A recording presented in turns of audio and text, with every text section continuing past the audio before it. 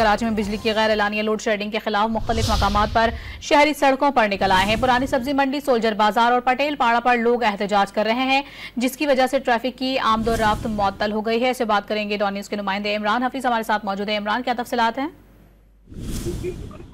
लेकिन हमने ये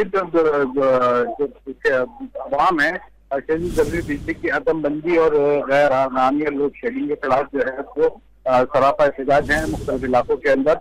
बिजनेस रिकॉर्डर रोड जो है ये मुकम्मल तौर पर पटेल पाड़ा जो से आने वाला रोड है अंदर की तरफ, ये इसके ऊपर जो है वो शहरियों की बड़ी तादाद जो है वो यहाँ पर एहतजाज कर रही है और जिसके बाद रोड जो है उन्होंने बंद कर दिया, जिसके बाद ट्रैफिक की आमद मुकम्मल तौर पर मुअत्तल हो गई है।